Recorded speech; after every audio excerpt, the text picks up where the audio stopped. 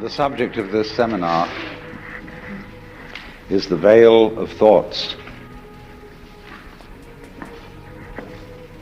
And following out the theme that somebody once suggested by saying that thought is a means of concealing truth, despite the fact that it's an extraordinarily useful faculty. But in quite recent weeks, we've had an astounding example of the way mankind can be bamboozled by thoughts. There was a crisis about gold, and the confusion of money in any form whatsoever with wealth is one of the major problems from which civilization is suffering. Because way back in our development, when we first began to use symbols to represent the events of the physical world, we found this such an ingenious device that we became completely fascinated with it. And in ever so many different dimensions of life, we are living in a state of total confusion between symbol and reality. And the real reason why in our world today, where there is no technical reason whatsoever why there should be any poverty at all, the reason it still exists is people keep asking the question, where's the money going to come from? Not realizing that money doesn't come from anywhere and never did. Except if you thought it was gold. And then, of course, if to increase the supply of gold and use that to finance all the world's commerce, prosperity would depend not upon finding new processes for growing food in vast quantities, or getting nutrition out of the ocean, or getting water from atomic energy. No, it depends on discovering a new gold mine. And you can see what a nonsensical state of affairs that is. Because when gold is used for money, it becomes, in fact, useless. Gold is very useful metal for filling teeth, making jewelry, and maybe covering the dome of the Capitol in Washington. But the moment it is locked up in vaults in the form of ingots, it becomes completely useless. It becomes a false security, something that people cling to, like an idol, like a belief in some kind of big daddy, oh God, with whiskers, who lives above the clouds. And all that kind of thing diverts our attention from reality. And we go through all sorts of weird rituals and get in the symbol, in other words, gets in the way of a practical life. So it was, you remember the Great Depression. I expect a number of you here looking around are old enough to remember the Great Depression, when one day everybody was doing business and things were going along pretty well, and the next day there were bread lines. It was like someone came to work and they said to him, "Sorry, chum, but you can't build today. No building can go on. We don't have enough inches." He said, "What do you mean we don't have enough inches? We got wood, haven't we? We got metal, we even got tape measures." He said, "Yeah, but you don't understand the business world. We just haven't got enough inches, just plain inches.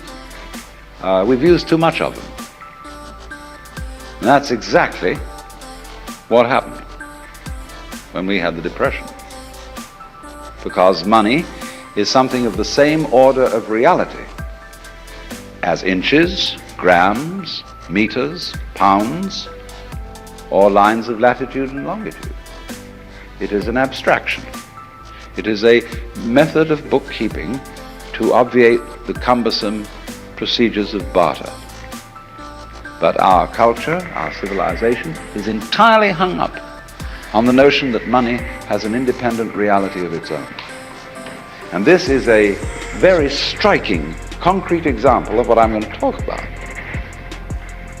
of the way we are bamboozled by our thoughts, which are symbols, and what we can do to become unbamboozled, because it's a very serious state of affairs. Most of our political squabbles are entirely the result of being bamboozled by thinking.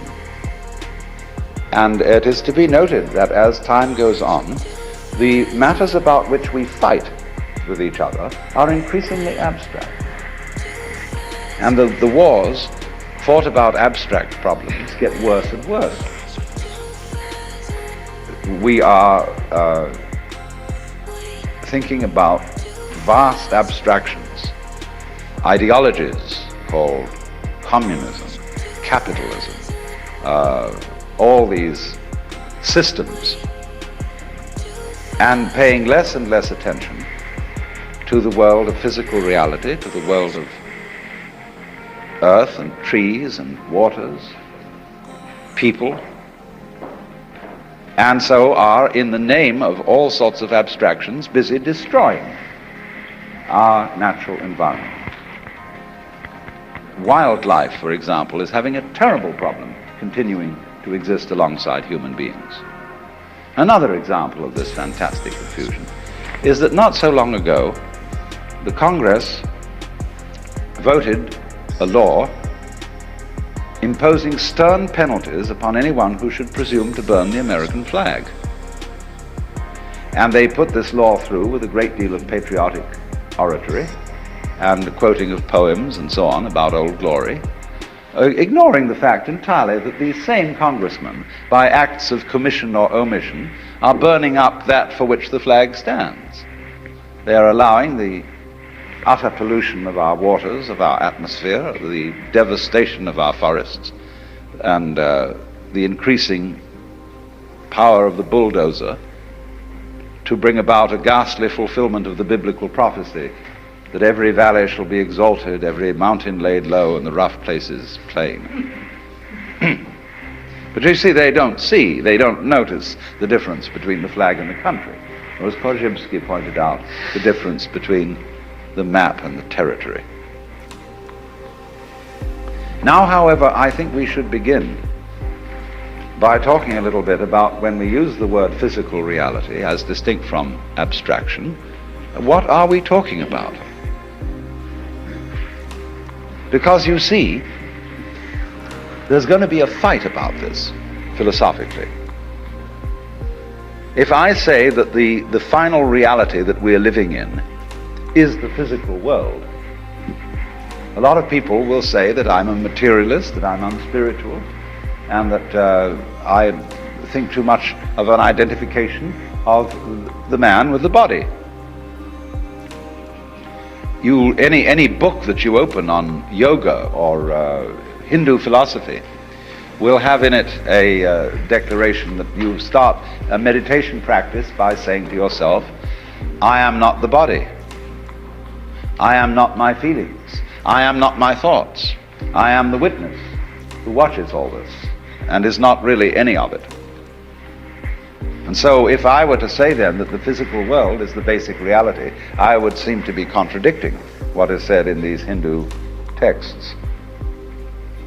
But it all depends on what you mean by the physical world. What is it?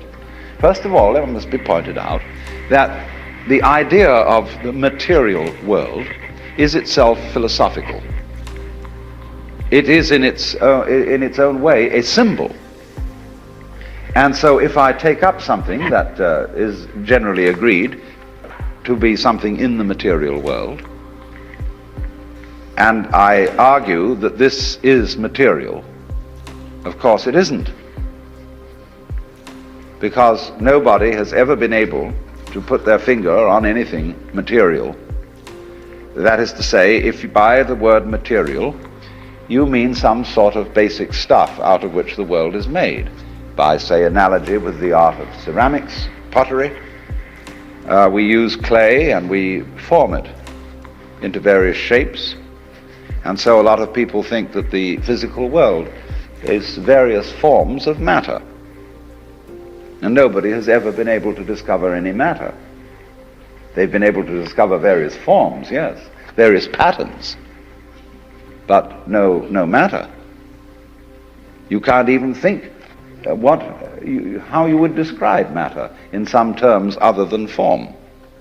Because whenever a physicist talks about the nature of the world, he describes a form, he describes a process, which can be put into the shape of a mathematical equation. And so if you say A plus B equals B plus A, everybody knows exactly what you mean. It's a perfectly clear statement.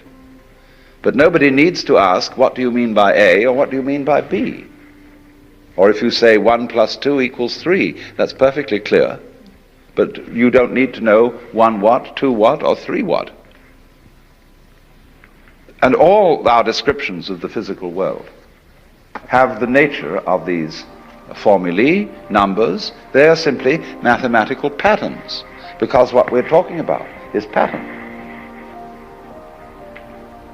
But it's pattern of such a high degree of complexity that it's very difficult to deal with it by thinking. In science, we really work in two different ends of the spectrum of reality. We can deal with problems in which there are very few variables, or we can deal with problems in which there are almost infinitely many variables. But in between, we're pretty helpless.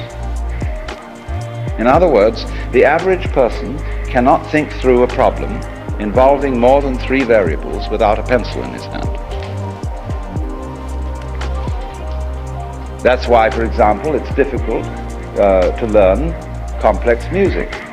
Think of an organist who has 2 keyboards or 3 keyboards for work with his hands, and each hand is doing a different rhythm. And then his feet on the pedals, he can be doing a different rhythm with each foot. Now that's a difficult thing for people to learn to do, just like to rub your stomach and a circle and pat your head at the same time takes a little skill. Now, most problems with which we deal in everyday life involve far more than 3 variables. And we are really incapable of thinking about them. Actually, the way we think about most of our problems is simply going through the motions of thinking. We don't really think about them. We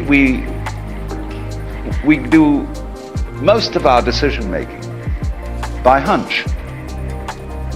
You can collect data about a decision that you have to make, but the data that you collect has the same sort of relation to the actual processes involved in this decision as a skeleton to a living body. It's just the bones. And there are all sorts of entirely unpredictable possibilities involved in every decision. And you don't really think about it at all.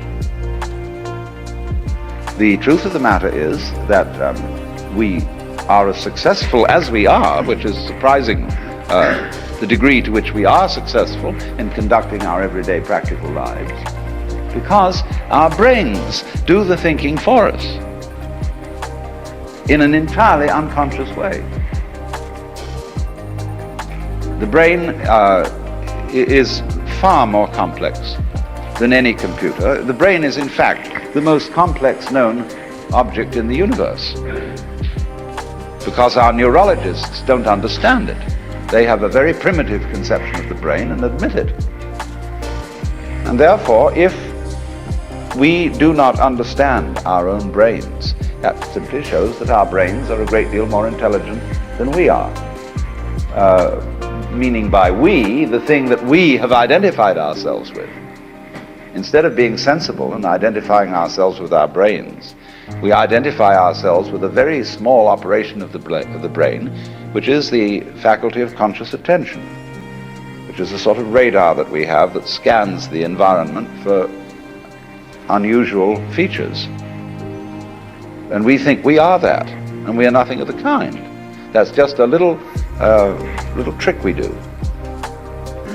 So actually, our brain is analyzing all sensory input all the time, analyzing all the things you don't notice, don't think about, don't have even names for. And so it is this marvelous complex goings-on which is responsible for our being able to adapt ourselves intelligently to the rest of the physical world. The brain is furthermore an operation of the physical world. But now you see, though, we get back to this question. Physical world. This is a concept. This is simply an idea. And if you want to ask me to differentiate between the physical and the spiritual, I will not put the spiritual in the same class as the abstract, but most people do. They think that 1 + 2 = 3 is a proposition of a more spiritual nature than, say, for example, a tomato. But I think a tomato is a lot more spiritual than 1 + 2 = 3. This is where we really get to the point. That's why in Zen Buddhism, when people ask what is the fundamental principle of Buddhism, you could very well answer a tomato.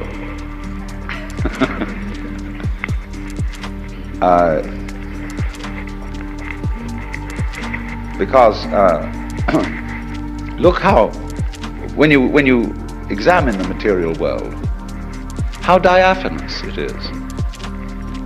It really isn't very solid. A tomato doesn't last very long. Nor, for that matter, do the things that we consider most exemplary of physical reality, such as mountains. The poet says, "The hills are shadows, and they flow from form to form, and nothing stands." Because the physical world is diaphanous. It's like music.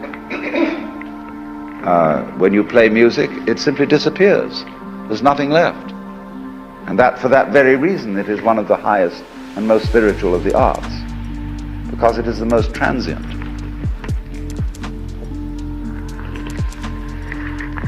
And so, in a way, you might say that transiency is a mark of spirituality. A lot of people think the opposite, that the spiritual things are the everlasting things. But you see, the more a thing tends to be permanent, the more it tends to be lifeless. Nothing is so dead as a diamond.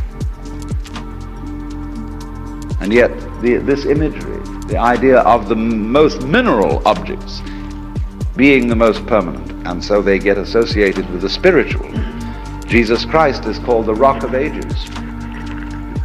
And even the Buddhists have used the diamond, the Vajra, as an image of the fundamental reality of the universe. But the reason why they used the diamond was not that it was hard, but that it was completely transparent, and therefore afforded a symbol of the void, which everything fundamentally is. Not meaning that there simply is nothing there, but the void means that you cannot get any idea which will sufficiently define physical reality. Every idea will be wrong, and in that sense it will be void. So then, the physical world, we can't even find any stuff out of which it's made. We can only recognize each other. And I say, well, I realize that I met you before and that I see you again. But the thing that I recognize is not anything really except a consistent pattern. Let's suppose I have a rope. And this rope begins by being manila rope. Then it goes on by being cotton rope. then it goes on with being nylon, then it goes on with being silk. So I tie a knot in the rope, and I move the knot down along the rope. Now, is it, as it moves along, the same knot or a different knot?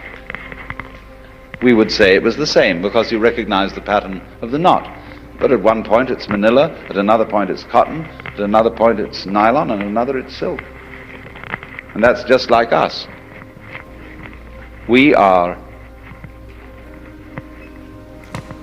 recognized by the fact that one day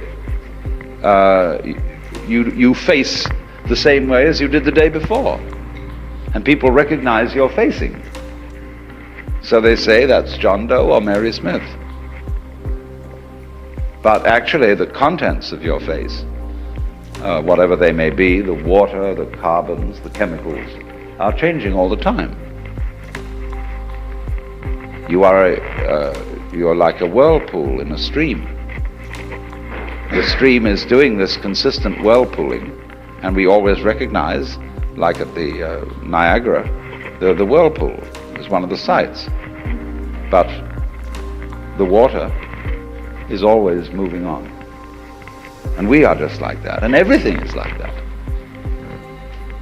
So there's nothing in the physical world that is what you might call substantial. It's pattern. And this is why it's so spiritual.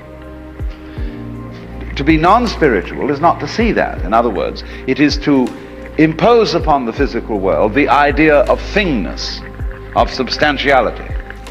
That is to be, in the sense that the Hindus use it, that is to be involved in matter, to identify with the body.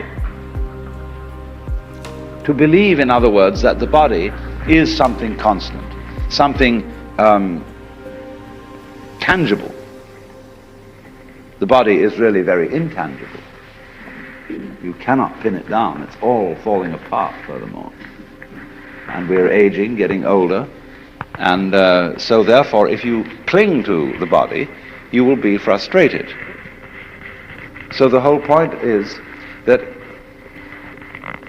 the material world, the world of nature, is marvelous, so long as you don't try to lean on it, so long as you don't cling to it.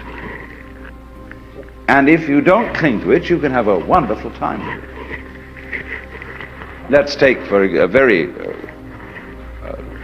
controversial issue. All spiritual people are generally against lovemaking. Ramakrishna used to speak about the evils of woman and gold. I've already demonstrated the evils of gold. But what about the evils of woman?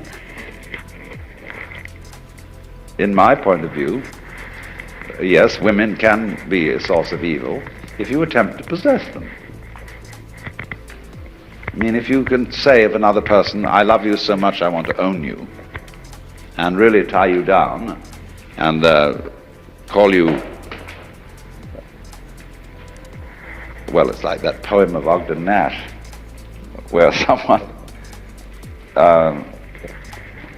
claimed that he loved his wife so much that he climbed a mountain and named it after her, called it Mount Mrs. Oswald Tregennis.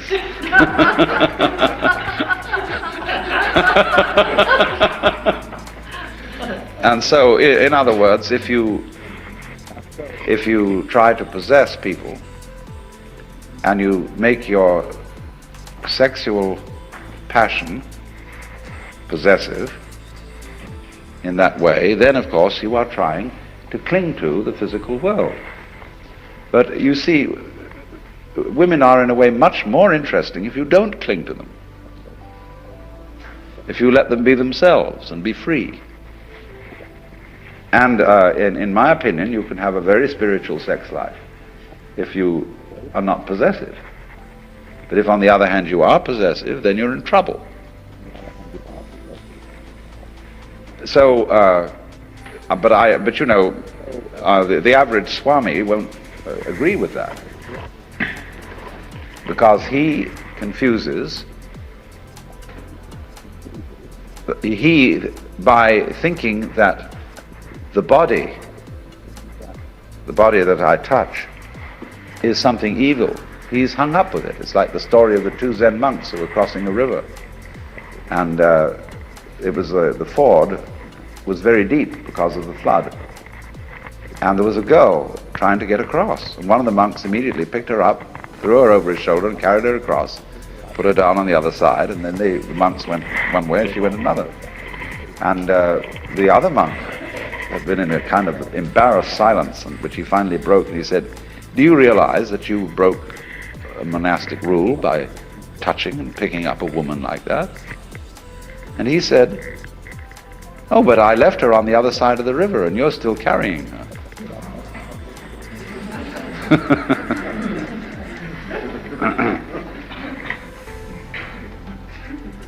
So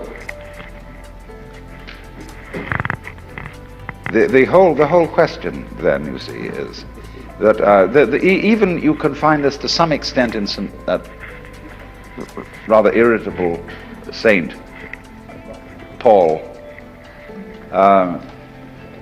where he speaks of the opposition of the flesh and the spirit. Now, this word sarx in Greek, the flesh, as he uses it, is really, as Berdyaev points out, it's a spiritual category. For the Christian, you see, the Word is made flesh in Christ, and there will be the resurrection of the body in the final consummation of the universe. So you cannot really, as an Orthodox Christian, take a antagonistic attitude to the flesh. Why then does St. Paul take an antagonistic attitude to the flesh? Well, you can only save the situation and make the New Testament consistent with itself by saying that he meant by the flesh a certain kind of spiritual category. He didn't mean this, because this isn't flesh. Flesh is a concept. This is not. And so the flesh, or you might say, we talk about the sins of the flesh, they have entirely to do with certain hang-ups that we have about our bodies. And that again is what I would call leaning on the world, exploiting it. When you take, as a Buddhist, you take the third precept, Kamesu michachara veramani sikapadam samadhiyami. And it's usually translated, I undertake the precept to refrain from adultery. It doesn't say anything of the kind. Kama is passion. Kamesu michahara, therefore, is, I undertake the precept not to exploit the passions. So in other words, you may be bored, see? And you're feeling sort of empty and at a loose end, and you think, well, I don't know, let's go and commit adultery. It might liven things up, see? And that would be what they call in Zen, raising waves when no wind is blowing.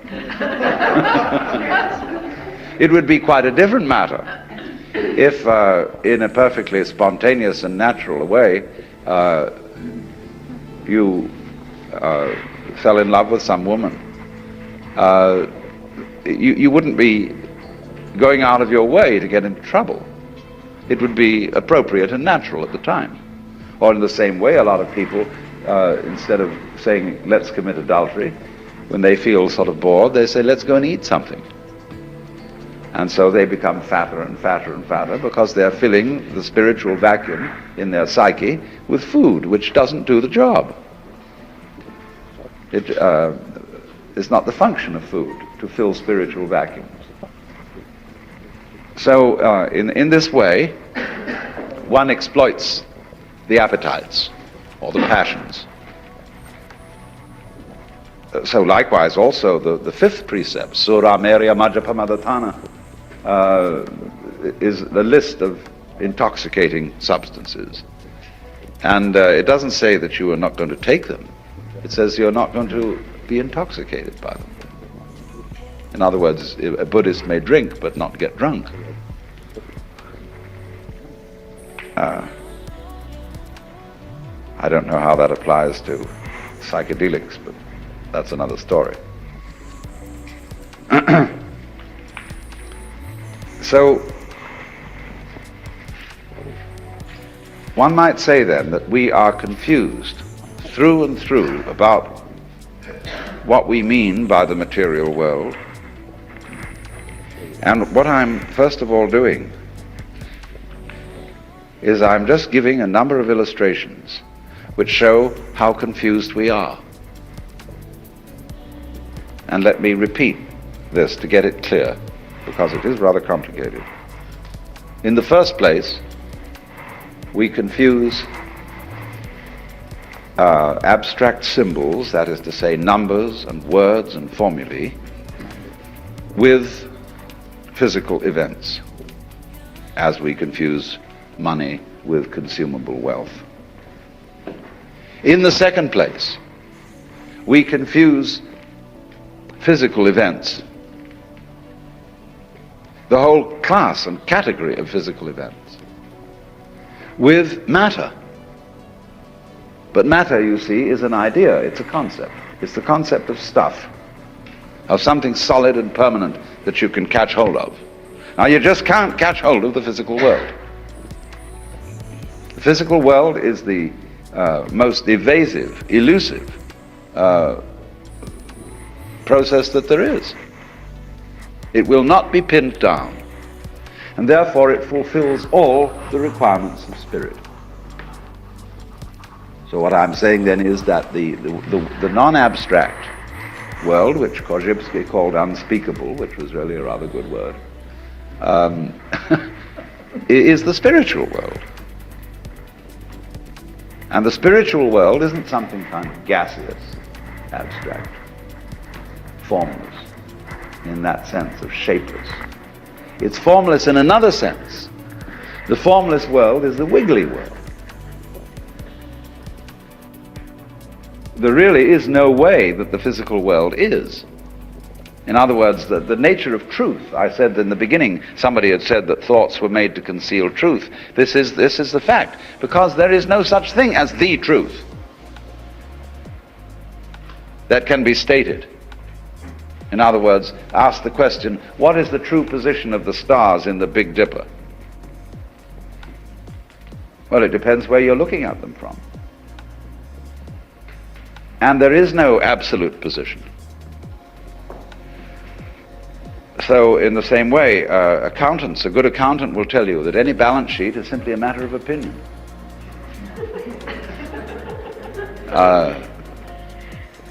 There's no such thing as the true state of affairs of a business.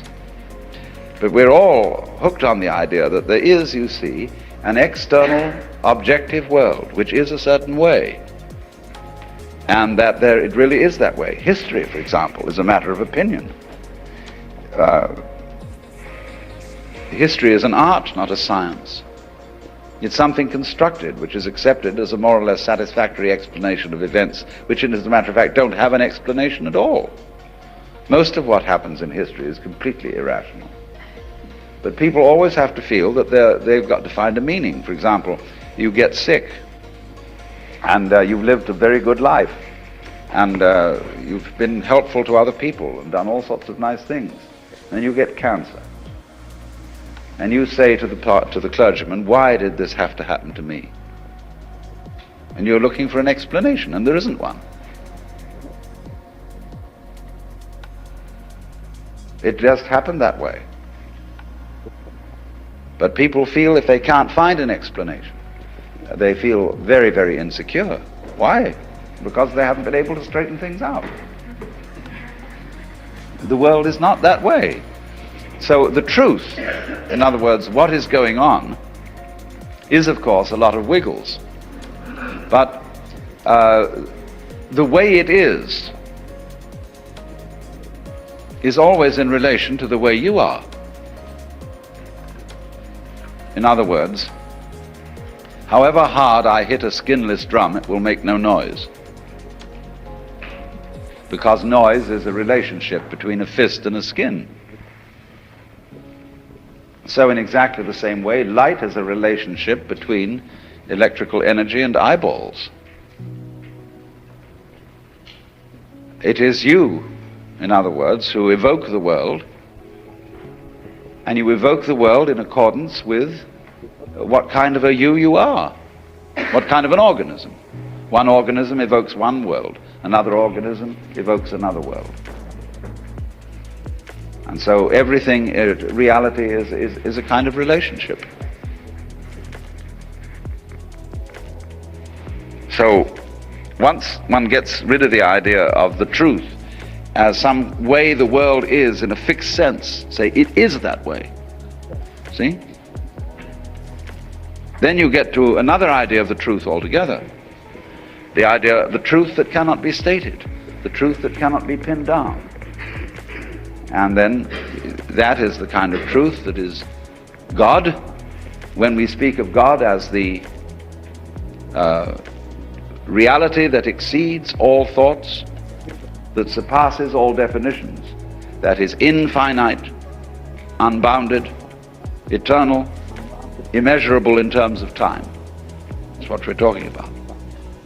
We're not talking about a gaseous vertebrate or a huge, vast void without any wiggles in it. All gas. We put it another way altogether.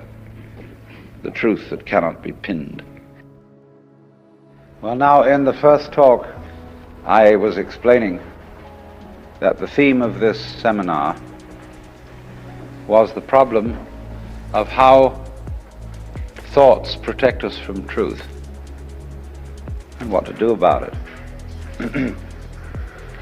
Showing various ways in which the symbolizing process, which we call thinking, the use of signs, words, symbols, numbers to represent what's going on in the external world or the world of nature, leads us into a curious confusion, that we confuse the symbolic process with the actual world.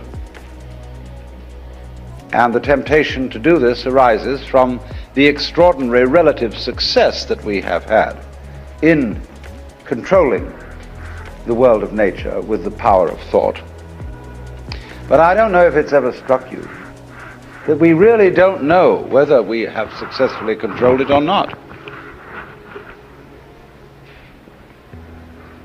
It could be argued, a very strong case could be made, that the entire intellectual venture of civilization has been a ghastly mistake, and that we are now on a collision course, and that all the vaunted benefits of intelligence, technology, and all that is simply going to draw the human race to an extremely swift conclusion. Of course, that might not be a bad thing. I've sometimes speculated on the idea that all stars have been created out of planets, and that these planets developed high civilizations which eventually understood the secrets of nuclear energy and naturally blew themselves up. And in the process, these stars flung out lumps of rock as they blew up, which eventually spun around them and became planets all over again. And that this is the actual method of genesis of the universe, which would accord, of course, with the Hindu cosmology, where it is, where time and the events in time are invariably looked upon as a process of progressive deterioration through the cycles of each kalpa, in which things get worse and worse as time goes on, until it can't stand itself anymore, and it blows up, and after a period of rest and recuperation, begins all over again. Why do we somehow have a distaste for a theory of time which runs in that direction? I mean, would you rather have a rhythm that goes meow, zip, meow, zip, or the one that goes yip, boom, yip? See, I mean, which is it?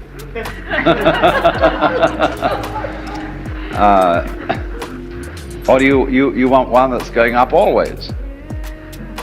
You see, always getting better. You can't even imagine such a state of affairs, because you know it's relative. As you succeed in life, you simply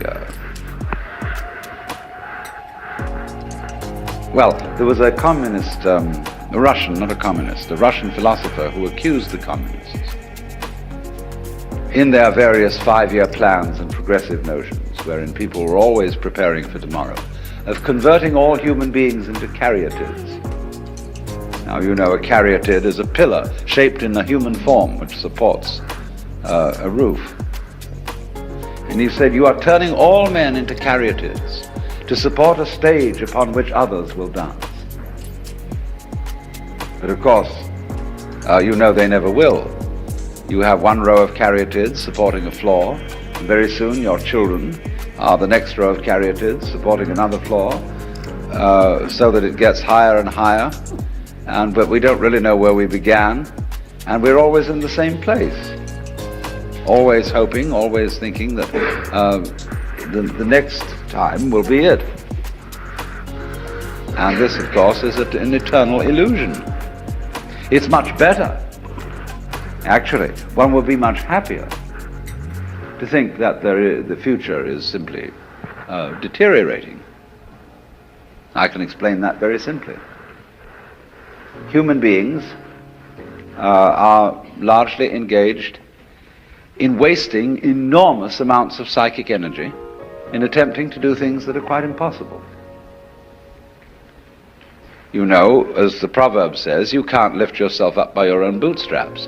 But recently, I've heard a lot of references in just general reading and listening where people say, we've got to lift ourselves up by our own bootstraps. And you can't.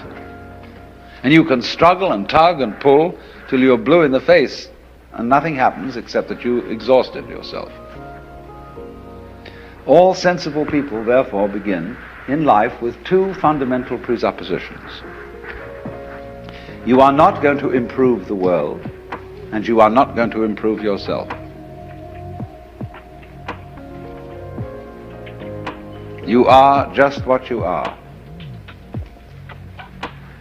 And once you have accepted that situation, you have an enormous amount of energy available to do things that can be done. And everybody else looking at you from an external point of view will say, my God, how much so-and-so has improved.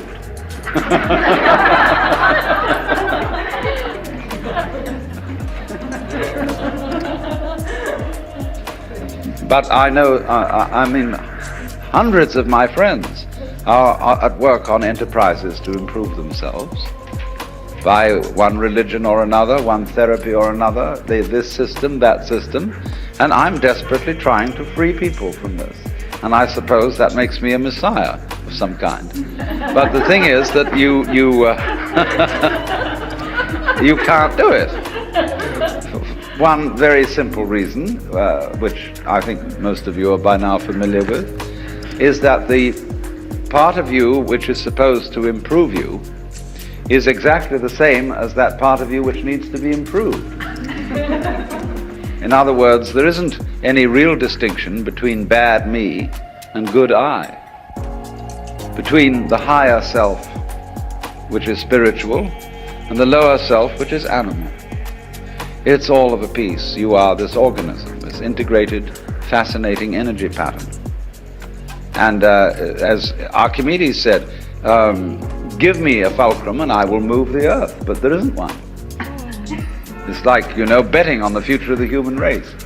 If I were really smart, I would lay a bet that the human race will destroy itself, because in practical politics one realizes that nothing is going to work out right. no candidate I've ever voted for ever won the election. So, but the trouble is, there's nowhere to place the bet. And so, since I can't place the bet anywhere, I'm involved in the world and must perforce try to see that it doesn't blow itself to pieces. But the thing, I once had a terrible argument with Margaret Mead. She was holding forth one evening on the absolute horror of the atomic bomb, and how everybody should immediately spring into action and abolish it. But she was getting so furious about it that I said to her, you know, you scare me, because I think you're the kind of person who will push the button in order to get rid of the other people who were going to push it first. And she told me that I had no love for my future generations, no responsibility for my children, that I was a phony Swami who believed in retreating from facts. But I maintain my position. Robert Oppenheimer, a little while before he died, said that it's perfectly obvious that the whole world is going to hell. The only possible chance that it might not is that we do not attempt to prevent it from doing so. Because you see, all the troubles going on in the world now are being supervised by people with very good intentions. Their attempts to keep things in order, to clean things up, to forbid this and prevent that possible horrendous damage. And the more we try, you see, to put everything to rights, the more we make fantastic misses. And it gets worse. And maybe that's the way it's got to be. Maybe I shouldn't say anything at all about the folly of trying to put things to right, but simply on the principle of Blake, let the fool persist in his folly so that he will become wise. Will this be an argument against conservation? This is an argument against all kinds of do-gooding. In other words, what I'm saying is, don't take me too seriously. I'm pitching a case for the fact that the civilization has been a mistake. That it would be much better to leave everything alone. That the wild animals are wiser than we, in that they, putting it in our crude and not very exact language, they just follow their instincts.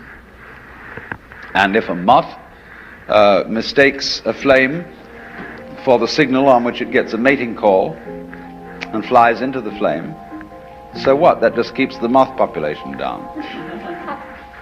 And the moth doesn't worry. You know, it doesn't go buzzing around in a state of anxiety, wondering whether this sex call is the real thing or just a flame. It doesn't think consciously about the future. At least we suppose this is so. Maybe it does, but we suppose that it doesn't. And therefore it isn't troubled. And but the species of moths goes on and on and on. And so far as we know, it's been around for an incredibly long time, and maybe even longer than we have. Bees, ants, creatures of this kind, they have long since escaped from history, so far as we can see. In other words, they live a settled existence which you might consider rather boring, because it doesn't have constant change in the way that we do. They live the same rhythm again and again and again and again, but because they don't bother to remember it consciously, it never gets boring. And because they don't bother to predict, they're never in a state of anxiety. And yet they survive. Now we, who look before and after, as Emerson says, and predict, and are always concerned whether this generation is going to be better or worse than the one that came before, we are tormented. And we just don't realize, because of this tremendous preoccupation with time, we don't realize how beautiful we are, in spite of ourselves. Because you see, the conscious radar is a troubleshooter. It's always on the watch out for variations in the environment which may bring about disaster. And so our consciousness is from one day's end to another entirely preoccupied with time and with planning and with what has been and with what will be. And since troubleshooting is its function, we then get the general feeling that man is born to trouble. And we ignore in this preoccupation with conscious attention how marvelously we get on. How, for most of the time, our physical organs are in a fantastically harmonious relationship. How our body relates by all sorts of unconscious responses to the physical environment. So that if you became aware of all the adjustment processes that are being managed spontaneously and subconsciously by your organism, you would find yourself in the middle of great music. And of course this occasionally happens. Well, the mystical experience is nothing other than becoming aware of your true physical relationship to the universe. And you're amazed, thunderstruck by the feeling that underneath everything that goes on in this world, the fundamental thing is a state of unbelievable bliss. Well, why not? Why else would there be anything happening? Because if the game isn't worth the candle, if the universe is basically nothing but a tormented struggle, why have one? Hasn't it ever struck you that it would be much simpler not to have any existence? It would require no effort. There would be no problems. So why is there anything going on? Let me say not why, but how is there anything going on? Because if it's all fundamentally a drag,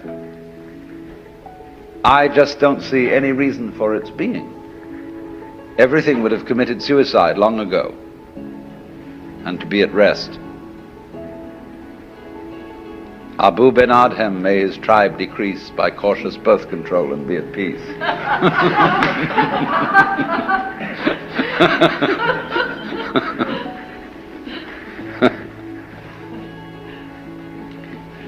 So, we might work on this possibility, then, that civilization is a mistake, and that we've taken completely the wrong track, and should have left things to nature, as it were. And of course, this is the same problem that is brought up in the book of Genesis. Actually, the fall of man in Genesis is his venture into technology. Because in the Bible, the Hebrew words for the knowledge of good and evil are connected with techniques. What is technically expeditious and what is not. Words connected with actually metallurgy.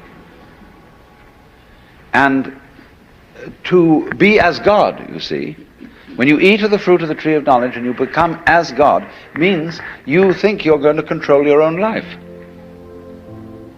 And God says, okay, baby, you wanted to be God, you try it. But the trouble with you is you've got a one-track mind. And therefore you can't be God. To be God, you have to have a infinitely many-tracked mind, which is, of course, what your brain has, you see. The brain is infinitely many-tracked, but consciousness is not, it's one-tracked. As we say, you can only think of one thing at a time. And you cannot take charge of the universe with that kind of a consciousness, because there's too much of it. as I explained before, too many variables. And our science can take care of a few variables or of an enormous number of variables, as in quantum mechanics, by statistical methods. As we can use statistical methods to predict that most people will live to be 65 years old, at least, but we cannot say of any given individual whether he will live to 65 or not. That's what we wanted to know. But the problem is that the variables on each individual are too complicated. And we have not yet, you see, developed a science which can deal with, say, 50, 100, or 500 variable systems. It's too complicated to think about. The computers are going to help us. But as yet, we're either on the low number or the extremely high number. And these are outside the range of the problems with which we are really concerned. That's why, for example, a lot of people have taken to using the I Ching, the Book of Changes. Because if you're tossing a coin to make your decisions, and everybody does fundamentally make their decision by tossing coins, it's better to have a 64-sided coin than a 2-sided coin. The I Ching gives you 64 possibilities of approach to any given decision instead of just 2. Yes or no. It's based on yes or no, because it's based on the yang and the yin. But in the same way that computers, digital computers, use a number system which consists only of the figures 0 and 1, out of which you can construct any number. And this was invented by Leibniz, who got it from the Book of Changes. It's amazing how this book is somehow always with us. But this then is a way of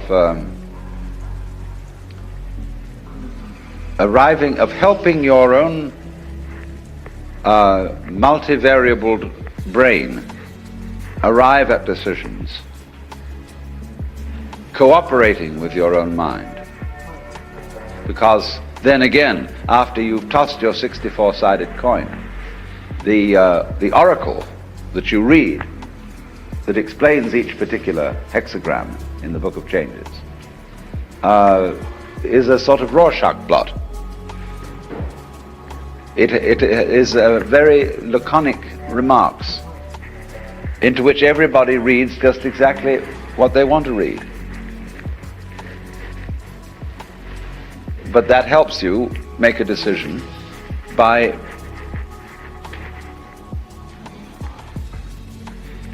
the fact that you don't really have to accept responsibility for it. See, then you can say, it told me. I consulted the oracle. Same way when you go to a guru. You say, my guru is very wise and he has instructed me to do this, that and the other. But it was you who decided on this guru. How did you know he was a good one? See, you gave him his authority because you picked him out. It always comes back to you. But we like to pretend it doesn't. But the thing is that oneself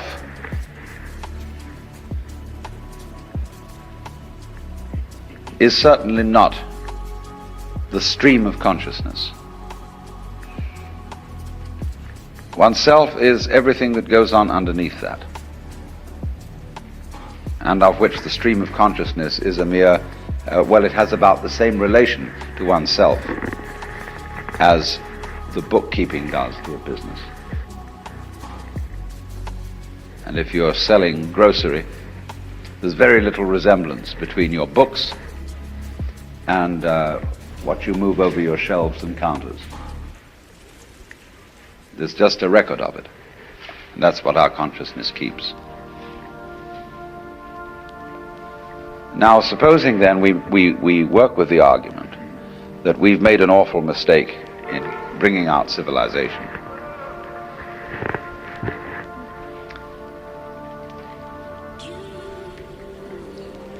And we're not going to survive. Now, there are various things that can be said about this. Just as I made the joke that all stars used to be planets, one could say, well, is it such a good thing to survive? You know T.S. Eliot's Wasteland, where it says, this is the way the world ends, not with a bang but a whimper. But some people would rather end with a bang than a whimper. Some people are stingy, and they like to burn up their fire very gradually, conserving the fuel, and just keep enough heat going so that they get a long time. Other people prefer a kind of a potlatch situation, where they have a huge whiz-bang fire that goes out in a hurry. Now, who is right? Do you want to be a tortoise?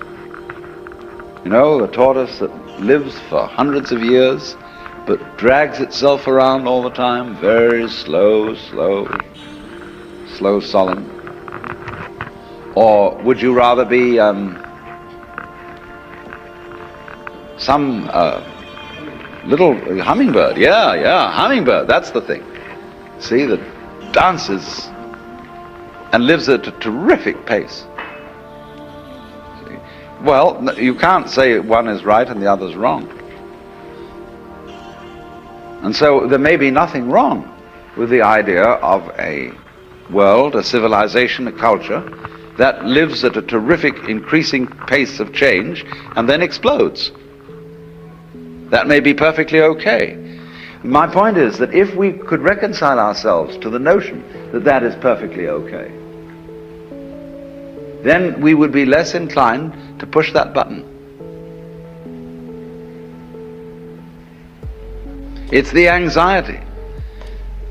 If you cannot stand anxiety, and if you cannot simply be content for issues to be undecided, you are liable to push the button because you say, let's get it over with.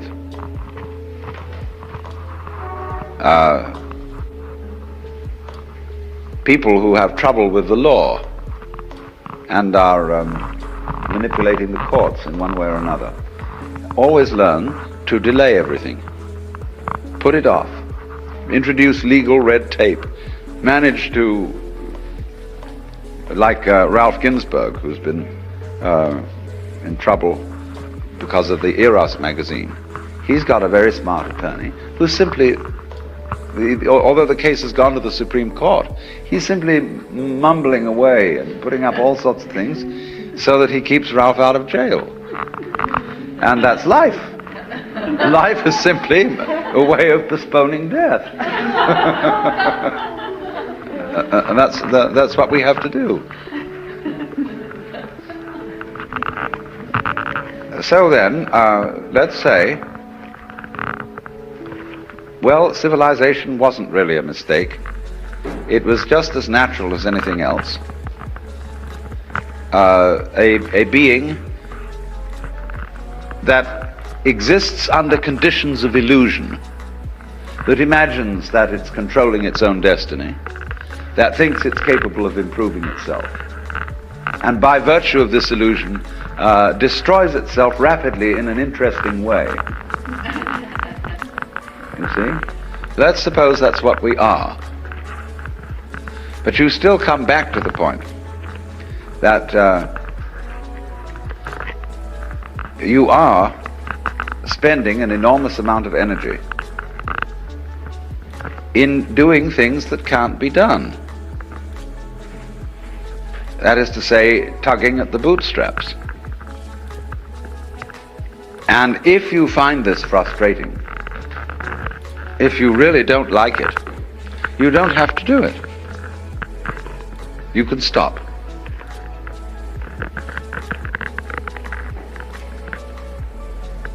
And the paradox is that when you stop, you become happier and more energetic.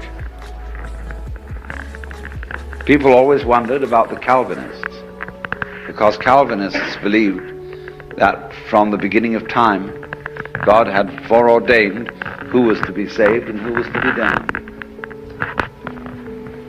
And you have no choice. Predestination. Therefore, the logical assumption would be that people who believed in predestination would be laissez-faire. They'll just sit and wait. There's nothing we can do about it. But Calvinists were quite other than that. They were very energetic people, too energetic. Very vigorously moral. They gave us the Protestant ethic. But they believed in predestination. Because you see, they simply had all the psychic energy which Catholics were dissipating upon wondering whether they were saved or not. See? And being in a state of fear and trembling about, have I made the right decision? Did I act rightly? And so on. So they didn't have as much energy as the Calvinists. So then in this day and age,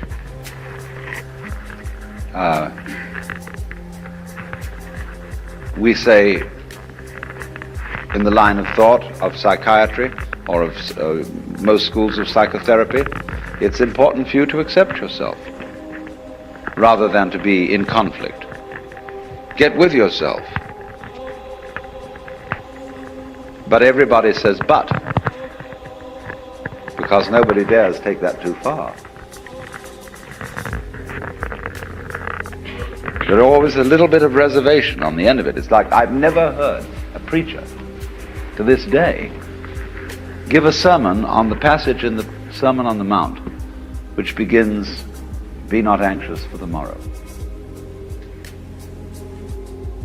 They do occasionally refer to it and say, well, that's all very well for Jesus. But the actual putting into practice of this, nobody will agree with. They say it's not practical to not give a damn about how you're going to provide for the next day's meals and all that sort of thing. But it is practical. It's much more practical than what we're doing. If you mean by practical that it has survival value. Only, I want to point out that this is a kind of a two-step way. You see, the first step is not being anxious for the morrow. Not dreaming for one moment that you can change anything or improve anything. Which of you, by being anxious, can add 1 cubit to his stature? You see? But this, just like the belief in predestination, has an unexpected consequence. Namely, the making of the energy available. So that, in fact, you can take care of the morrow, but for the simple reason that you're no longer worrying about it. And thus it comes about that people who do not live for the morrow have some reason to make plans.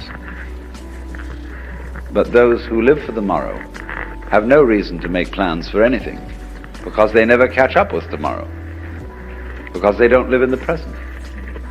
They live for a future which never arrives. And that is very stupid. But you see, all this is said in quite another spirit than the spirit of sermonizing. I'm not talking at all about something you should do. All I'm doing is explaining a situation, and you can do anything you like about it. Actually, you know, you cannot lift yourself up by your own bootstraps, however hard you try. And I'm merely pointing out that it can't be done. I'm not saying that you shouldn't try, because it may be your lifestyle to be constantly attempting to do things that can't be done. I do this in a way because all poets do it. The poet is always trying to describe what cannot be said. And he gets close, you know. He often really gives the illusion that he's made it. And that's a great thing, to be able to say what can't be said. I am trying to say, to express the mystical experience. And it just can't be done. And therefore everything I'm saying to you is a very elaborate deception. I'm weaving all kinds of intricate nonsense patterns which sound as if they were about to make sense. And they don't really. But you see, we could take that to another level and say, well, that's just life. Once I was talking with Fritz Perls at the Esalen Institute, and he said, the trouble with you is you're all words.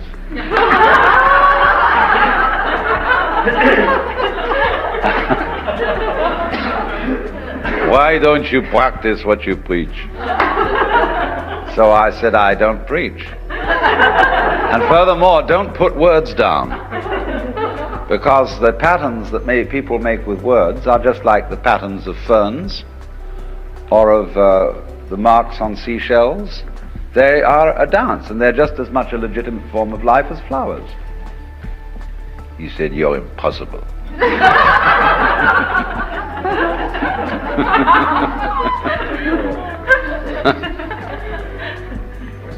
But you see, that's very important, and that is why in certain forms of methods of meditation and religious rituals, we use words in a way that is not ordinarily in accord with the use of words. Words are normally used to convey information. But in religious rituals, words are not used to convey information. Words are used musically for the sake of sound. And this is a method of liberating oneself from enthrallment with words. When you say any ordinary word, just take a word like body, see? And you say it once, and it seems to be quite sensible. But say it 4 or 5 times. Body, body, body, body, body, body. And you think, what a funny noise. Isn't that curious? Or apple dumpling. Apple dumpling, no? That's kind of a nice sound. Apple dumpling. And so in one of the great methods of meditation, which is called mantra yoga, the use of sound for liberating consciousness, is precisely that. You take all sorts of nonsense and chant it, and you concentrate on these sounds, quite apart from anything that they may mean. See, this is why the Catholic Church has made a ghastly mistake in having Mass celebrated in the vernacular. Now, everybody knows what it means, and it really wasn't so hot after all. And whereas when it was in a tongue that was completely incomprehensible, it had this sense of mystery to it. And furthermore, if you knew how to use it as a sadhana, a method of meditation, you could do very well. All monks were trained when they recited the divine office. They would explain to a novice, don't think about the meaning of the words. Just say the words with your mouth and keep your consciousness on the presence of God. They used it that way, see? So it's a very good thing then to use words in this way to overcome slavery to words. I've just written a book of nonsense ditties, which are to be used in this way, to get the rhythm going, which is an incantation, which is a way of getting beyond the bondage of thought. Because you see, you cannot think without words. You can use numbers and a few things like that, but if you preoccupy your consciousness with meaningless words, that very simply stops you from thinking. And then you dig the sound. Do you know what it is to dig the sound of anything? Anybody who's had a psychedelic experience knows exactly what this means. That I can only call it, you go down into sound, and you listen to that vibration, and you go into it and into it and into it, and you suddenly realize that that vibration that you're listening to or singing is what there is. That's the energy of the cosmos. That's what's going on. And everything that's going on is a kind of a pulsation of energy, which in Buddhism is called suchness, or thatness, ta-ta-ta. You see, what's da-da-da, da-da-da, da-da-da, da-da-da, da-da-da, da-da-da, da-da-da, da-da, and that's what we're all doing. Only we look around, and here we all are. We're people. We've got faces on, and we talk, and we're supposed to be making sense. But actually, we are just going da da da da da da da da da da in very complicated ways. You see, and playing this life game. And the thing is that if we don't get with it, it passes us by. That's all right. You can miss the bus. It's your privilege. You see? But it really is a great deal to go with the dance and know that that's what you're doing, instead of agonizing about the whole thing. Well, now we've been discussing in 2 sessions the ways in which thought can conceal truth. And so now we have to come to the other aspect of the problem, which is how to get unbamboozled. And I often say that in a way this is the wrong question, because it reminds me of the famous tale about the American tourist in England who wanted to find a way to obscure a little village called Upper Tuddenham. And he asked a local yokel the way, and the man scratched his head and said, "Well, sir, I do know the why, but if I were you, I wouldn't start from here." And the problem, therefore, of what to do is in a way the wrong question. Because, as I pointed out yesterday, you have to begin with the assumption that you can't do anything. You can't change yourself. Because the whole idea involves a sort of schizophrenic situation where there's I is going to change me. And this is where the genius of Krishnamurti comes out, where he won't give anyone a method. And actually he gets you into the meditation process by pretending not to. He's a real tricky character. Very, very great guru, except that nobody really knows what to do with him. Because whenever you suggest that there might be something that you could do to bring your mind to tranquility, or your heart to the knowledge of the ultimate reality, he says simply, "Well, why do you want to? Find out why you want to." But then he gives you a koan. And in a way, this gets you meditating naturally, instead of it being a kind of artificial process. You get so bugged by this questioning that you are involved in the koan process right away. And he's very insistent about this. But my own view is a very generous I think that all ways of meditation can be followed. And because even if some of them are folly, to quote Blake again, the fool who persists in his folly will become wise. All is required that you keep at it.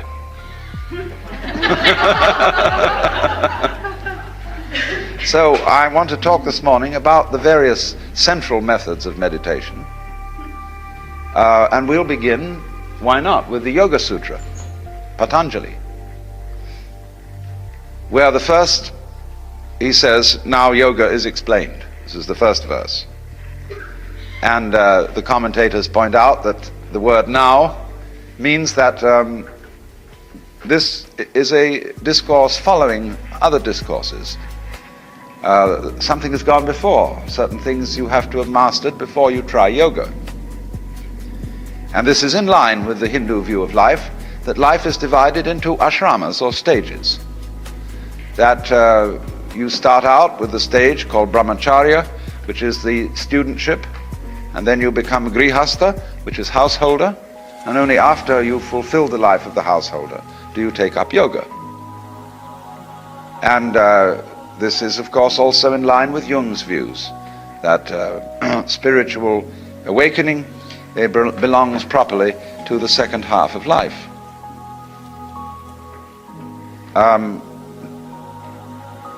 But you mustn't take that literally. The stages of life can be lived simultaneously, and they don't necessarily follow each other in chronological order. And today, the predominance of interest in yoga in the West is among young people. Now, these are the people who are now the new sannyasins, the wandering monks, the dropouts. After all, a sannyasin is a dropout, only a high-class dropout.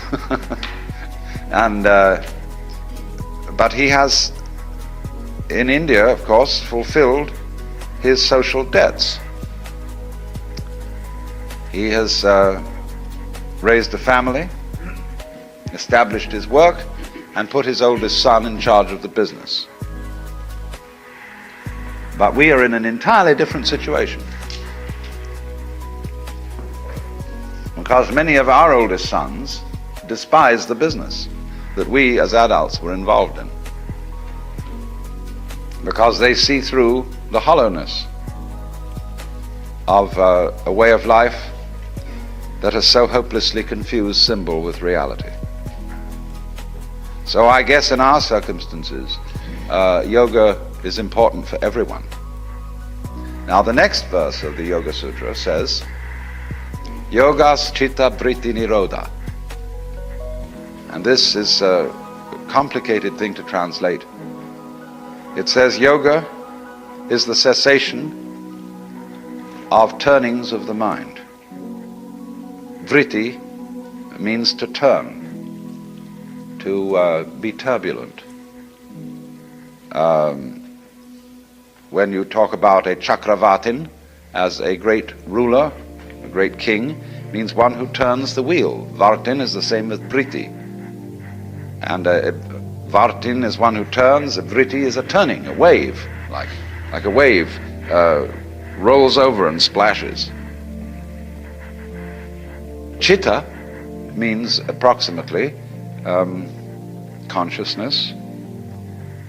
It refers to the basic awareness that we have, whether it is strictly conscious or subconscious. Chitta means something like, let's suppose we make the mind analogous to a mirror, a reflecting mirror. The mirror itself would correspond to what is meant in Sanskrit by chitta. You see, we're not aware of the color of the lens of our eye. And so we just name that color transparent. If it had a color, we wouldn't know it. And so we don't. But you can't really altogether ignore the background of vision, because it's very important, even though you never see it. It's basic to all that you see, just as the diaphragm in the speaker of the radio is basic to all that you hear on the radio. But so in the same way, there is something basic to all our sensations, and that is chitta. So now there are two schools of thought. One who say that yoga, that chitta vritti nirodha, the cessation of the turnings in the chitta, is the elimination of all sense experience and all thought and all feeling whatsoever from consciousness. And when one speaks then of the goal of yoga as being samadhi, and particularly what is called asampragnata samadhi, which means samadhi without a seed in it, or nirvikalpa samadhi. Nirvikalpa is a moot word. Some people think that that means this total elimination of all contents from consciousness. It's like when you get into a sensory deprivation chamber and you learn to relax the muscles of your tongue and the muscles of your eyes, and you really go blank. But I think that is a false interpretation. It's a very interesting experience to go through, and I recommend it if you want to make a little adventure. I was just in a sensory deprivation chamber a day or two ago. It was fascinating. But, it's real quiet. It's just nice as nice can be, and I recommend that everyone install one in the New York apartment. But nirvikalpa means strictly without concept. Vikalpa means a concept, having an idea, and that's a symbolic thing. It doesn't mean having no sensation. And they make a great point of this in the instruction about practicing meditation in Zen. They say quite definitely, don't shut your eyes, don't close your ears, but simply eliminate thought. If you cut out your sensation input entirely and have a blank mind, then you're no better than a log.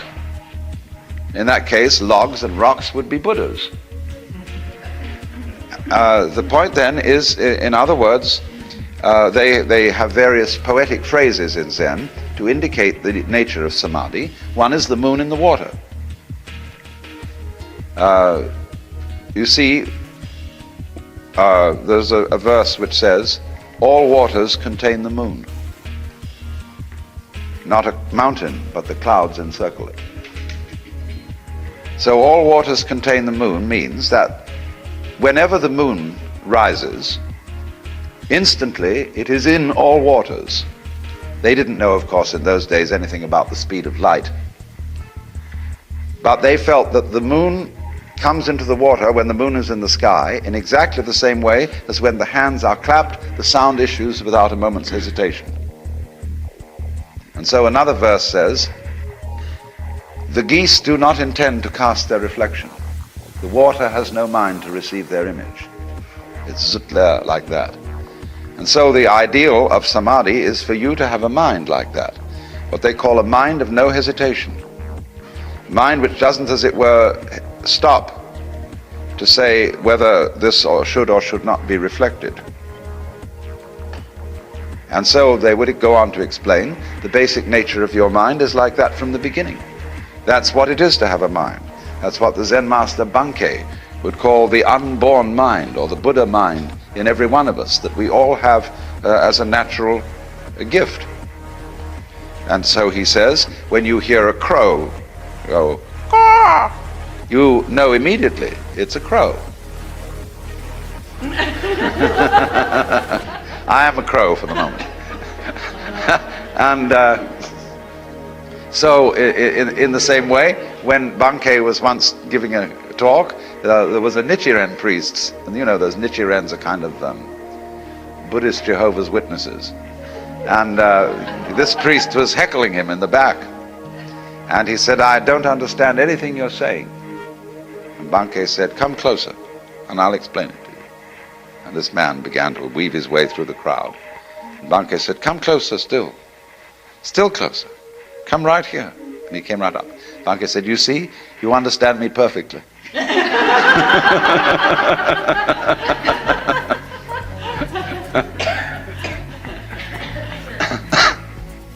So,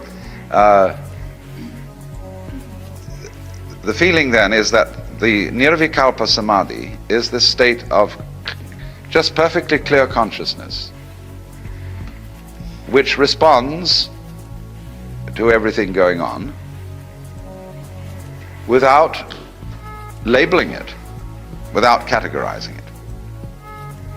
And even to say respond isn't quite right, because that means as if consciousness was something that is pushed by life and then reacts to it, action and reaction, like cause and effect. The crow caws and the ears vibrate, cause and effect. That's not the Buddhist theory. The Buddhist theory is not cause and effect, it is called pratitya samutpada. And that means interdependent origination. In other words, when the wind blows, the trees move. This is not two events, but one. Wind blowing and trees waving are all the same process. And so the verse says, the tree displays the bodily power of the wind. It manifests it. Because nobody would know there was any wind blowing unless the trees were waving. Nobody would know there was any light shining unless there was something reflecting it. They really go together, you see. So the tree displays the bodily power of the wind. The water exhibits the spiritual nature of the moon. Because you see, when the water flows and ripples, it breaks the moon into thousands of pieces. So that is the spiritual power. The one becomes many.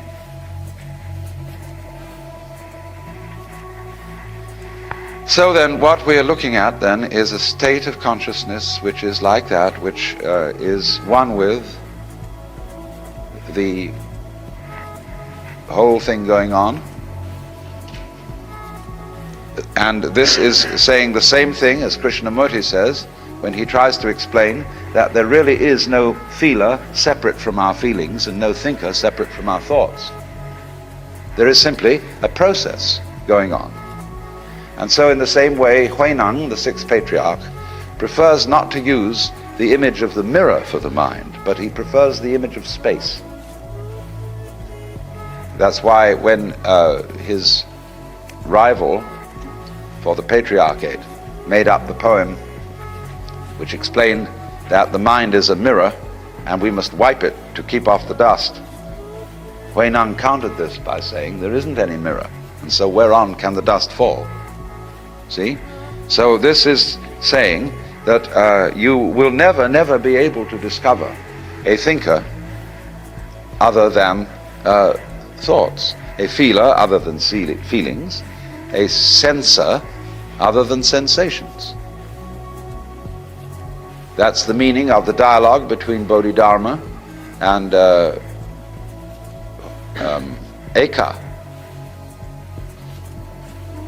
When Eka said, I haven't any peace of mind, please pacify my mind. And Bodhidharma said, bring out your mind in front of me and I will pacify it. Eka said, when I look for it, I can't find it. Bodhidharma said, there, it is pacified.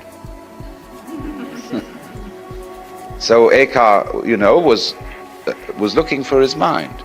It's like, who are you? The question that the Maharshi Ramana always asked to anybody who said, Maharshi, who was I in my last incarnation? And he would always reply, who's asking the question? Which is the same as Krishnamurti's, why do you want to know? Because this throws the question back at the question. Who are you? Who has the problem?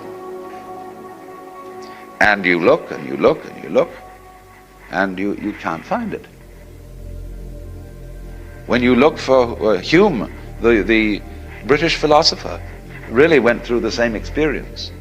Because when he tried to find out what was his consciousness, he couldn't find anything but sensations or images in his head. And so in the same way, when you want to find out what's behind your eyes, most people think that they have a blank space behind their eyes, kind of a non-dark, non-light blind spot, which you can't ever see. But that's not the case. You know how the inside of your head is? Why, it's what you're looking at. That's how it feels inside your head. It's all this that you see in front of you. That's inside your head. It's all in these nerves back here, where the optical nerves are centered. And so this is saying that our conscious relationship to the world is a transactional relationship, in which you can speak about the subjective standpoint and the objective standpoint, but that really you've got one continuum in which these two standpoints are simply opposite ends of a diameter. You go with it, it goes with you, and vice versa. So this is the whole meaning of the Taoist idea that is called mutual arising. When Lao Tzu says that to be and not to be arise mutually, that difficult and easy suggest each other, high and low subtend each other, and so on. He's describing this polar relationship. So you don't get an encounter, in other words, you don't get a confrontation, you don't get a kind of a meeting from things that impinge on each other from entirely separate situations. You get the opposite sort of thing, where when a flower buds and the bud breaks, the petals expand. And it's true, you have the petals on the far left and you have the petals on the far right, but they arise together like that. See? That's how all life is happening. When you come into being, the universe comes into being. When you go out of being, the universe goes out of being. And that's true for everyone. As not only people, but all sentient beings whatsoever. So without the being, the sentient being, there is no cosmos. All we are saying in talking about a cosmos that existed before any sentient beings existed is we are simply describing what would have happened if there had been any sentient beings around. It's a kind of extrapolation. So that relativity of the sentient being in the universe is basic to Buddhistic philosophy, and is saying then that the one implies the other, because this is the philosophy called Jiji Muge, that between thing event and thing event there is no barrier. This is the philosophy of the mutual interdependence of all things and events. That the moment there is anything at all, it implies everything else. So in the same way, you know, with laser beam photography, you can take a tiny fragment of a photographic negative, and by laser beam photography, you can restore the whole negative from which it was cut, because the crystalline structure of any part of the negative is in an inseparable relationship with its whole area. So you can imply it. You'll get a picture which is around the area that you have taken out, very clearly definite, and as it moves away from it, the outlines will become a little vaguer, but you'll be able to see everything that was there. It's fantastic. So in the same way, every hair on your head, this is the real meaning of the saying that the hairs of your head are all numbered, that every hair on your head implies all galaxies, because it wouldn't exist without all galaxies, nor would all galaxies exist without the hair, or without the hair having existed. It doesn't make any difference. So then, this state of complete unity of mind and nature, what's going on, without the intervention, first of all, without the intervention of thought, is the state of meditation. It may be called jhana, it may be called samadhi, and you may make certain subtle differences between these two states, but forget it for a moment. Now, the way of arriving at this is, of course, there is no way, because that's the way your mind is working anyway. But you have to find that out.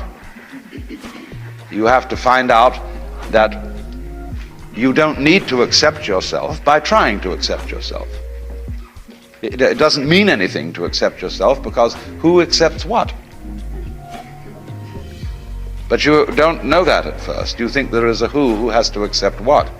And you can only do this by trying to do the impossible. This is the method of reductio ad absurdum.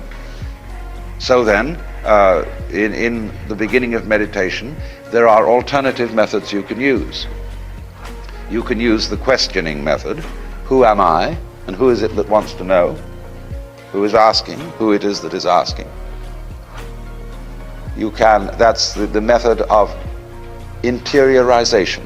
Look within, thou art Buddha. Then there's the method of concentration. The method of banishing the interior stream of chatter by watching your breathing, or by focusing your attention on a small point of light or upon a single sound. If you have a tape recorder, all you have to do is you make a loop tape with one sound on it, and you turn your tape recorder on, and that practices meditation for you. And you just listen to that sound. Or, easier still, you hum a sound, like Om. And you take a long, easy, deep breath, and you hum Om, Om, Om, Om. And just keep it going. And that's a great method. It's one of the best ways if you are an auditory kind of character. Then you can also do it by looking into a crystal ball, or by using a mandala. You see, the way a mandala is constructed with circles, you eventually get the feeling from looking at a mandala that you're dropping into it. And you're going into that circle. Always in, and that brings you all together in one place, and you go in to the heart of it. Now, the radii, or whatever they may contain, simply have the function of being, as it were, slides, which bring you into the center. And you go into that, and you get the same effect visually as you do when you listen into a sound. You go into the sound. You get down to the basic, which everything is. And then when you get that basic, you stay there, see? And you dig that. And eventually, you see that that's what there is, and always was, and always will be. In fact, there isn't any time in meditation. Time completely disappears. You discover there is only the present. And that brings up another form of meditation that you can practice, and that is a good one for practicing while being active. You see, sitting isn't the only way of meditation. There are actually 4 types of meditation. Sitting meditation, called Zazen, walking meditation, standing meditation, and lying down meditation. So it's also good to lie flat on your back for these things, except that you may easily go to sleep that way. Walking meditation has long been practiced, both by Christian monks and by Buddhist monks. And in the Satipatthana method of meditation that is practiced today in Burma and Thailand and Ceylon, they do a great deal of it walking. It's a very good way, because you certainly don't go to sleep that way. And it's a rhythmic movement, and therefore is peaceful. You just walk slowly up and down. This is the way I use mostly. Especially if you go out to Jones Beach and it's clear, you go out on a weekday and it's absolutely clear, nobody is there, and you can go for miles and miles along the beach in the walking meditation. Beautiful. So, in that various ways of posture, shall we say, you can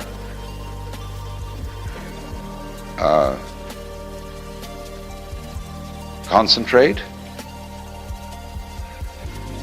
on sight, on sound.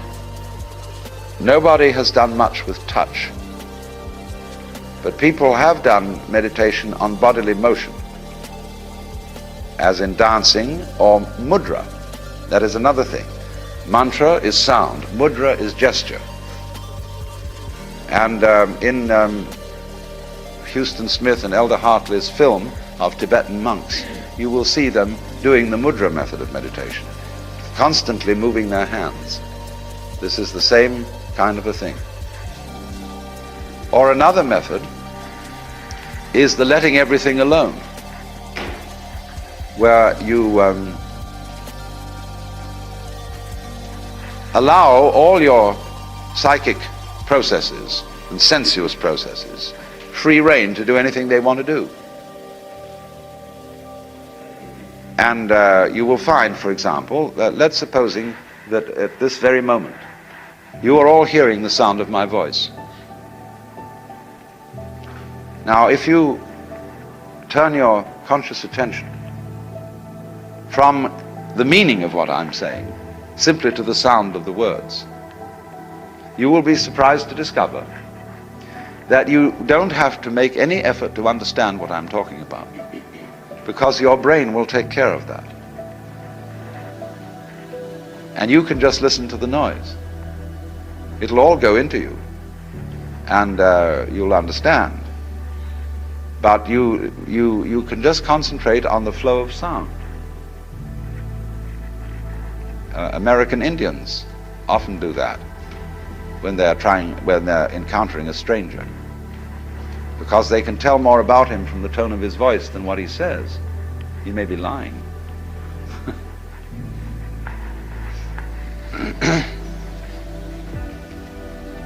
So you can listen to the tone of my voice and find out whether I'm putting something over on you.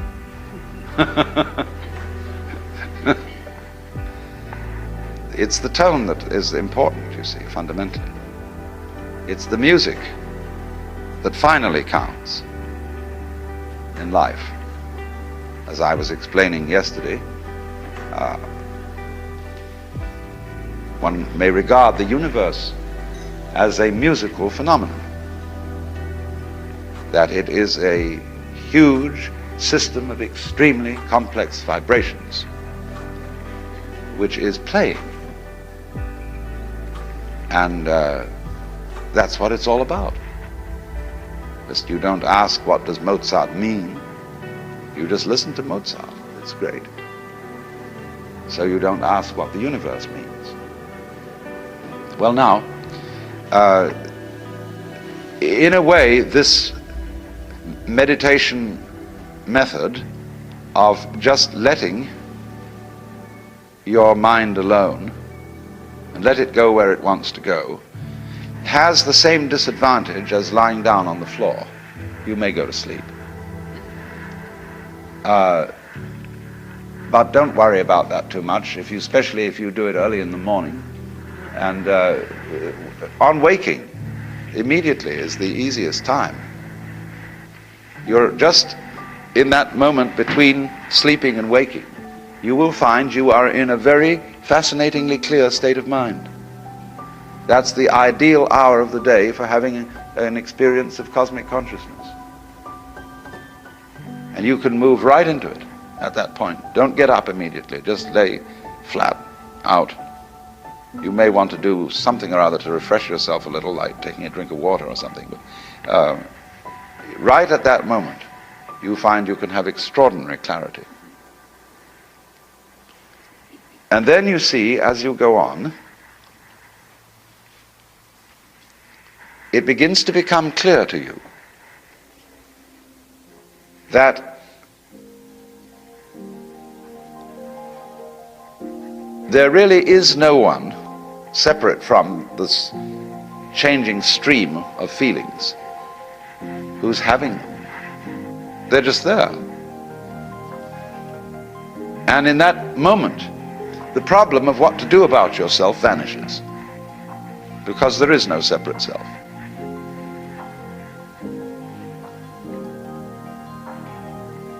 Thereafter, the most fascinating thing that follows from this is that you can keep up meditation while thinking. This is why a Zen master can also be a scholar and an intellectual. Because the way he does his thinking is exactly the same way as he sweeps the floor or meditates. There is no illusion of a thinker doing the thinking. There is just the thinking process. And therefore he doesn't get misled and bamboozled by his thoughts. So you see, it's very important to emphasize this, because the process of meditation is not anti-intellectual. In fact, it is, I would say, a basic requisite for leading the intellectual life. Because the person who lives the intellectual life is, of all people, the most liable to be bamboozled with words. And that's the besetting danger of all academicians. That's why they get so stuffy and dowdy, and they suffer from intellectual porcupinism. They're always prickly and querulous, and so on. So the reason is they're starved. They don't have anything to think about except thoughts. And they write books about books. And they don't therefore have any first-hand experience of life to use for thinking, to think about. So, of all places, in a university is the place where meditation should be practiced. Of getting out of thought for some time of the day. This refreshes the intellectual life. This gives it a zip and a quality, so that as you begin, like Suzuki, old D.T. Suzuki, he was a great intellectual. And but he practiced scholarship in the same natural way that one would sail a boat or watch clouds, so that he was never, in his pursuit of scholarship, cantankerous and pretentious. He was never pedantic. And of course, in the field of sinology today, in the United States, you will find some of the most pedantic people in existence. It's represented by the Journal of the American Oriental Society, which is a testy, quarrelsome, bitchy journal, where everybody's going at everybody else. And when, a scholar doesn't always have to be a scholar. You can write a scholarly book. I wrote a book called The Way of Zen, which is rather scholarly. And but then I can do a movie called The Mood of Zen, which isn't scholarly at all, which is just creating an atmosphere. But boy, do the scholars hate it. They say this is of no value at all. This is just, and they call you a popularizer. And they call Suzuki a popularizer because he didn't put in the right kind of footnotes. He was a little vague about some things, and but he had forgotten more than most of them ever knew. So in this way, you can sit light to intellectuality. It's a very good thing, because otherwise you become hopelessly ponderous. You become a sort of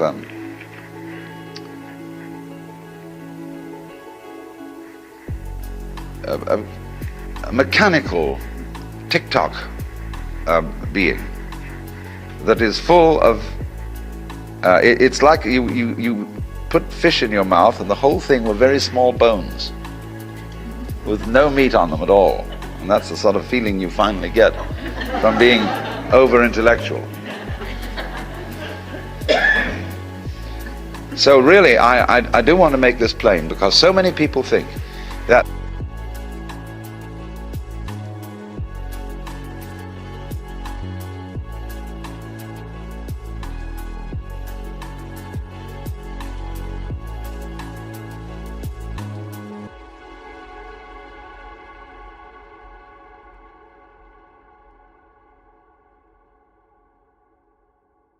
view.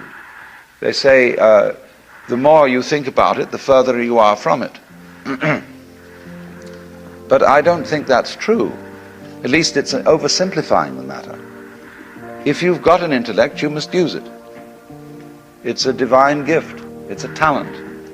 And nobody can make the sacrifice of the intellect unless they've got one to sacrifice. A lot of fanatics think they've made the sacrifice of the intellect and say, I've given up my private opinions and I'm purely obedient to Holy Scripture or whatever, authority. And that's a lot of, if I may say so, bullshit. Either they haven't thought it through, or else they are concealing from themselves that their obedience to Scripture is at root their own personal opinion. So there isn't this antagonism. It's if you've got an intellect at all, it's very important that you think things through as far as they can be thought through. But you see, your intellect will eventually tell you its own limitations. It will, in other words, say, I have a certain function as intellect, just like the dial on the telephone has a certain function. And if you spell out questions about the existence of God on the dial of the telephone, you'll be told to go to hell. That's not its function. And so you can easily see, as I've tried to explain to you, that the thought process has limitations, that there are things it will not do. It is the symbolizing of the world, but it is not the real world, except insofar as thoughts are themselves vibrations. That's how I was discussing yesterday, that you can say words and listen to the words simply as sounds. Then you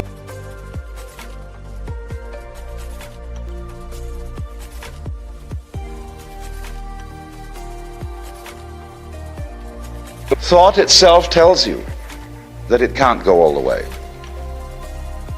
And then when you understand that, thought naturally gives up. And you become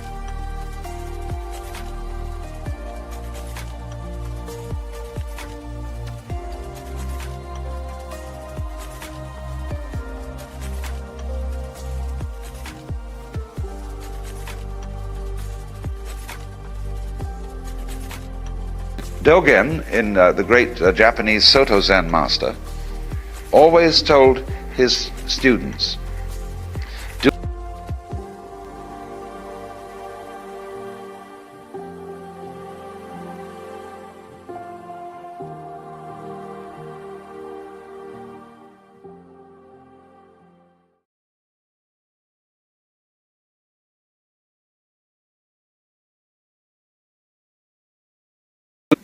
so likewise,